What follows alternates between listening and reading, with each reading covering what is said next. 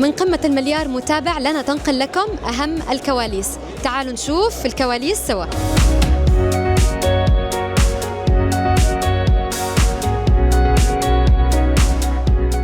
سعادة عالية الحمادي منوران اليوم طبعا كالعادة في قمة المليار متابع، وإن شاء الله اللي بتكون قمة 3 مليار متابع في النسخة الجديدة. كلمة منك عن تطلعاتك في النسخة الجديدة إن شاء الله لهذا العام. أولا شكرا على تواجدكم معنا اليوم نحن سعيدين وفخورين بالإعلانات اللي سمعناها اليوم من معالي محمد القرقاوي، إعلانات جدا مهمة، مو على نطاق فقط قمة المليار متابع، نتكلم عن قطاع الإعلام الجديد واقتصاد سوق صناعة أو اقتصاد صناعة المحتوى. إعلانات مهمة بتكون موجودة في النسخة الرابعة من قمة المليار متابع. معالي أعلن عن مسابقة ال AI Film Competition بالتعاون مع جوجل جيميناي، والجائزة عبارة عن $1,000,000، وإن شاء الله خلال الأسابيع المقبلة بيكون في إعلان تفصيلي عن المعايير، من يقدر يقدم، كم مدة الفيلم، وين بيكون البريمير إكسترا إن شاء الله. أيضا بيكون في عنا أكثر عن 400 متحدث، إجمالي عدد متابعينهم 3 مليار متابع. مركزين في النسخة الرابعة من قمة المليار متابع إن شاء الله نزيد من التواجد الانترناشنال، أو خلينا نقول صناع المحتوى والخبراء العالميين. إن شاء الله تقريبا 70% من المتحدثين بيكونوا من خارج الدولة. أيضا معاليه أعلن عن النسخة الثانية من برنامج الاستثمار مع صناع المحتوى ببرنامج مسرعات المؤثرين. هو برنامج تدريبي مكثف على مدار 10 أسابيع. نحن دائما نحب ندعم صناع المحتوى بحيث أنه يكون عندهم تنوع في مصادر الدخل، تكون لهم صناعة المحتوى عبارة عن صناعة أو اقتصاد مستدام. فبنفتح المجال لجميع صناع المحتوى أو الشركات اللي مهتمين في صناعة المحتوى أن يشاركون في في هذا البرنامج التدريبي، بحيث أن شاء الله ختام البرنامج هذا بيكون أمام يعرضون أفكارهم وشركاتهم الناشئة أمام المستثمرين للحصول على الاستثمار في قمة المليار متابع إن شاء الله في شهر 1. سنشاهد يعني إن شاء الله دعم كبير من حكومة دبي ومن القمة للمستثمرين وللمشاريع الجديدة المقبلة على نحن نتكلم عن حكومة دولة الإمارات. نعم. والمستثمرين اللي إن شاء الله بيكونوا معانا بيكونوا مستثمرين عالميين. نعم. وأيضا VCs وفنتشر كابيتالز موجودين في دولة الإمارات. دي بتكون مثل مسابقة يعني. نعم إن شاء الله. شو الكلمة اللي سعادتك توجهيها للشباب المقبلين على صناعة المحتوى في هذا يعني العام، خصوصا أنه شاهدنا دخول الذكاء الاصطناعي في مجال السوشيال ميديا والإعلام أيضا؟ يمكن يعني ما شاء الله خلينا نقول أدوات الذكاء الاصطناعي في تطور مستمر. نحن قبل كنا نشوف بالأشهر تطلع الأدوات، أما الحين نشوف يوميا هناك أدوات جديدة في الذكاء الاصطناعي الخاصة بإنتاج المحتوى. فإذا أي حد عنده الباشن والشغف في صناعة المحتوى، عنده رسالة هادفة يبغى يوصلها للمجتمع وللعالم، ما في أي عذر. قبل كنا نقول لا أنا لازم أتعلم أساسيات صناعة المحتوى كذا، الحين ممكن تتعلمها بوقت جدا جدا قصير. ونحن نشوف ما شاء الله زيادة في عدد صناع المحتوى في السنوات السابقة. نحن نتكلم عن، والحين طبعا مع الذكاء الاصطناعي هذا بيساعدهم بشكل كبير في إنتاج محتوى بطريقة مميزة ومبتكرة وإبداعية. شكرا سعادتك. أستاذة مون الباز، أهلا وسهلا فيك على منصة لنا من قلب المؤتمر الصحفي لقمة المليار متابع. أولا بنحب نعرف للمشاهدين من هي مون الباز. شكرا كثير، مبسوطة أن أكون معكم اليوم. مون باز دايركتور اوف جلوبال بارتنرشيب بميتا للشرق الأوسط، تركيا وأفريقيا. نعم. حابة أعرف عن مشاركتكم في قمة المليار متابع 2026، وشو الأشياء اللي بتحبي تصرحي فيها للمتابعين، الخبايا خلف الكواليس والمخططات إن شاء الله. هلا نحن اكيد متى موجوده للنسخه الرابعه، عم نشتغل مع كرييترز اتش كيو لل 1 بليون سمت. نحن هالسنه رح نكون كثير مركزين على تقنيات جديده رح نعلنها، يلي رح تقدر تساعد صناع المحتوى يستفيدوا اكثر من منصات متى. رح نحكي عن فيسبوك، رح نحكي على انستغرام، على ثريدز وعلى واتساب. ورح يكون في تركيز على الميتا اي اي. في كتير تقنيات ضمن الاي اي رح نعلنها قريبا، ورح تكون ضمن ال1 بليون سمت، رح نحكي فيها كتير. رح يكون في كمان تركيز على المحتوى الهادف. نحن أطلقنا مبادرة مع الكرييترز اتش كيو، هي كرييترز فور بيربز، رح تسمعوا بعد أكتر عنها، وفي كتير أشياء جديدة رح نعلنها خلال المؤتمر. رح يكون عنا كتير خبراء رح يكونوا جايين بهال3 أيام. رح يكون في ورش عمل تقدر تساعد الكرييترز إن كانوا emerging aspiring creators أو established creators. رح نسمع منهم، رح نسمع السكسس ستوريز تبعهم، ورح يستفيدوا كل صناع محتوى فيها. يعطيكم ألف عافية و all the best. أنا كتير متحمسة كإعلامية وصانعة محتوى إني أكون معكم إن شاء الله بهالنسخة الجميلة. شكراً. نورنا عمر على منصة لنا اليوم. شفنا في قمة المليار متابع أنك البراند امباسادور، فحابين نعرف رأيك عن أهم المخرجات اللي أطلقوها اليوم أصحاب السعادة، عن ما سيتم في القمة لهذا العام. صراحة هو أول شيء يعني مسؤولية أكثر من هو أن أحد يبارك لي، وإن شاء الله نكون قد المسؤولية. عنوانهم هالسنة الإعلام الهادف، وأنا أظن هذا شيء جدا نحتاجه ونحتاج الوعي فيه. وبإذن الله من جهتي أنا أتمنى أن أكون إضافة زينة، لأن عندي بعض التجهيزات والمفاجآت لصناع المحتوى سواء الموجودين أو القادمين إن شاء الله، إننا بنقدم لهم أشياء وايد حلوة إن شاء الله. إن شاء الله. عمر، حبينا نبارك لك بعد على وجودك في قمة المليار متابع كبراند امباسادور. شو مخططاتك أو كيف بتكون التجهيزات؟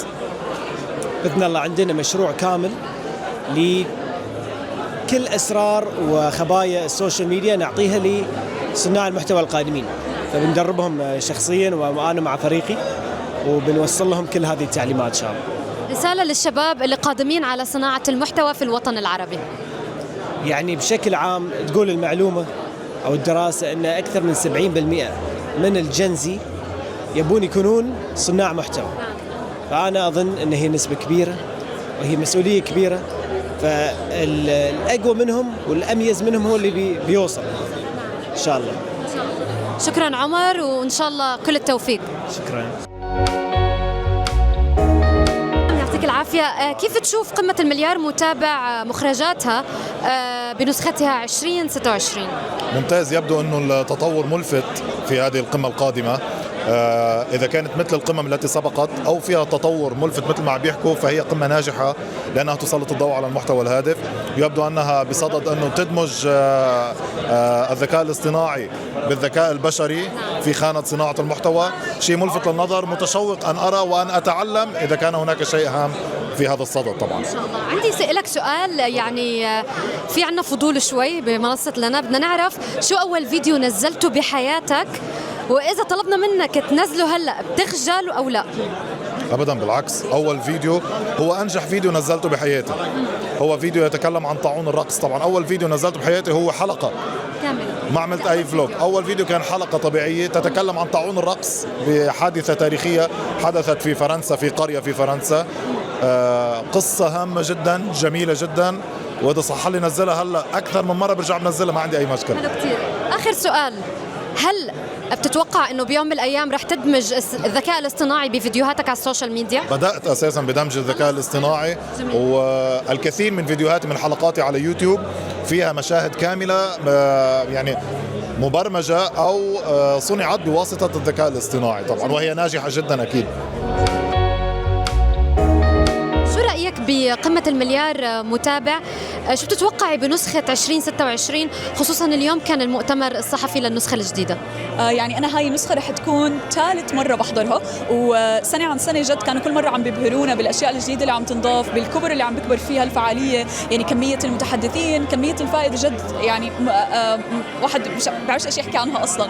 فكتير متحمسة لهاي النسخة، وأنا متأكدة إنهم رح يبهرونا زي دائما. بدي أسألك سؤال تريكي شوي. أكيد. أول فيديو عملتيه على السوشيال ميديا كان عن شو؟ وهل بتخجلي ترجعي تنزليه مرة تانية أو لا؟ هلا احكي لك، انا اول فيديو نزلته كان فيديو بغني فيه، لانه انا ضليت اغني على انستغرام حوالي 8 سنين، بس قبل 3 سنين قررت اغير محتواي. اوكي.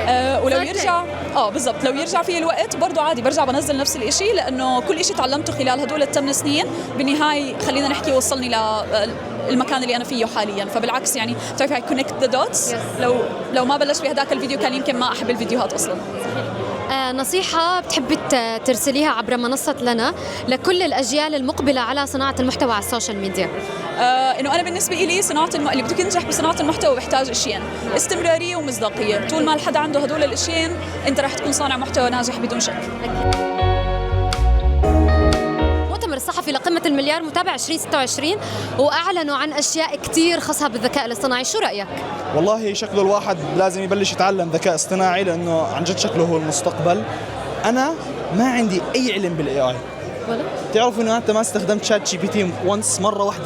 تمزح والله، بس اليوم استوعبت إنه لازم هلا أروح أدرس الموضوع صح. بدي أفوز بالمليون هذه عشان بدي أعمل $1,000,000 يا جماعة. أنا حط عيني عليها صراحة، ممكن أعمل فيلم، استنوني.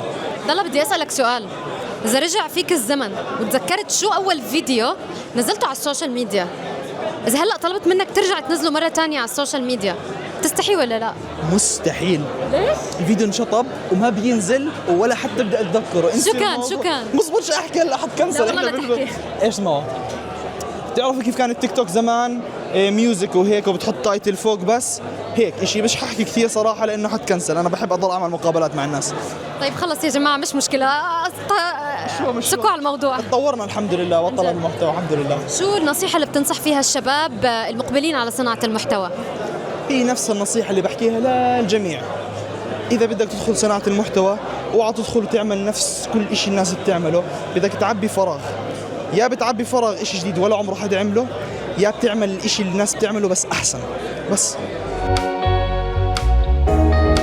مشاركتك بالقمة ورأيك كيف تشوف النسخة يمكن تكون لهالعام؟ يعني متوقعين لهالعام النسخه بعد تكون انجح من السنين الماضيه. هو الشعار كونتنت فور جود هو هلا اكثر شيء نحن محمسنا ومشجعنا الكونتنت كريترز اللي بيصنعوا فعلا محتوى هادف. هيدا الشيء هيك مخلينا نحس انه في تقدير لهيدا المحتوى، وهذا الشيء اللي مشجعنا واللي محسسنا انه القمه السنه رح تكون شوي فريده من نوعها. اكيد. بدي اسالك سؤال هيك شوي عنا فضول. اول فيديو عملته على السوشيال ميديا، اول فيديو تتذكر شو كان؟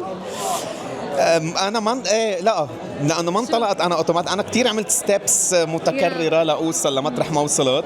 بعتقد كان فيديو هيك انا وابني مع بعض عملنا شيء مهضوم ات وينت فايرل وكملنا بعدين شوي مع الفاميلي. بس انه ما كان في هيك لايك وان فيديو ذات يعني هو اللي مشينا يعني انا اخذت السوشيال ميديا ستيب باي ستيب ووصلنا الحمد لله. ما شاء الله عليك، يعني مكسر الدنيا مثل ما بيقولوا على السوشيال ميديا. ميرسي كلك ذوق. طيب اذا رجع فيك الزمن قلت لك هلا دياك نزل الفيديو كمان مرة، أول فيديو أنت صنعته على السوشيال ميديا بدك ترجع تنزله مرة تانية هلأ على السوشيال ميديا، تخجل أو لا؟ لا ما بخجل. انا دائما المحتوى اللي بعمله دائما مع محتوى مرتب ونظيف. هلا بخجل يمكن كواليتي ما كانت واو، مونتاجه ما كان واو، موسيقته ما كانت واو، لانه صار في تطور لإلي بصناعه المحتوى. بس بخجل لانه المحتوى كان معيب او غير لائق. لا ابدا، ما عم نحكي غير لائق. نو بس ابدا. عم نحكي انه هلا صار في تطور كبير بالسوشيال ميديا. اكيد تطور يمكن تقني، ولكن اكيد انت ممنون لاول لحظه صنعت فيها محتوى. اكيد فنو لا ما بخجل ابدا، بالعكس proud of every video I do يعني. اكيد amazing. Thank you so much. آخر شيء حابة أسألك شو النصيحة اللي بتنصحها للشباب المقبلين على صناعة المحتوى على السوشيال ميديا خصوصا جنزي؟ Content for good guys، لأنه عن جد يعني صار الماركت كتير saturated بالهرطقات يعني لأنه الطريق سهل، يعني الطريق سهل، أي محتوى هابط بجيب فبيحسوا طريق سهل. بس لا it's not always like this يعني. وفي cases نجحت بمحتوى هادف، أنا الحمد لله واحد منهم. يعني ما تقولوا إنه لا محتوى هادف الناس ما بتحب، لا بتحب، اعطوها جربوا لو اخذ شوي وقت زياده، بس على القليله بتشوفوا حالكم بالمحتوى اللي عم تقدموه. ما بتستحقوا اذا مشيتوا بالطريق وانتم قاعدين عم ترقصوا وعم تخترعوا لا، دو كونتنت فور جود وبيعكس عليكم للفيوتشر كمان. اكيد. كلمه اخيره لمتابعينك اللي بيحبوك ومتابعينك على منصه لنا. بدي اقول لهم انه ثانك يو على دعمهم والسبورت الدايم لهم، وبدي اقول لهم انه هن كمان بالكومنتس تبعيتهم دائما بيعطوني البوش انه تو دو هيدي دائما انه جيف باك تو كوميونتي. فثانك يو وضلكم دائما عم تحضروني واي لاف يو. ثانك يو. أستاذ باسل هيد أوف كونتنت أوبريشن من تيك توك، منورنا على منصة لنا، منورنا طبعا في دبي. حابين نسألك عن رأيك في المؤتمر الصحفي والمخرجات للنسخة الجديدة 2026، وأنتم كتيك توك كيف مشاركين وكيف بتشوفوا نسخة هالسنة؟ أول شيء طبعا كل سنة احنا بنتحمس أكثر وأكثر مع مقر المؤثرين ومع القمة نفسها. شايفين طبعا المخرجات من السنة حتكون أكبر، وشايف إنه في عندهم امبيشن كتير كبير، يجيبوا أكثر من 3 مليار متابع هالسنة. 3 مليار مش 1 بليون، صار 3 بليون. هاي الجول تبعهم السنة إن شاء الله. وإحنا بدنا نساعدهم بأكثر يعني بأكثر اكتيفيتيز واكثر فعاليات ممكن نعملها عشان نقدر نساعد القمه تصير اكبر قمه في العالم. احنا تيك توك موجودين ان شاء الله نساعدهم. حيكون وجودنا السنه زي السنه الماضيه، بس ان شاء الله حنزيد على شو ممكن نعمل هالسنه. في طبعا اناونسمنتس بدنا نعملها بعد اسبوعين 3 مع خبرنا كم من شيء. والله يا ريت تعرفي، بس لانه احنا مشتغلين مع القمه فحابين نشتغل مع القمه امتى نعمل هاي الاعلانات.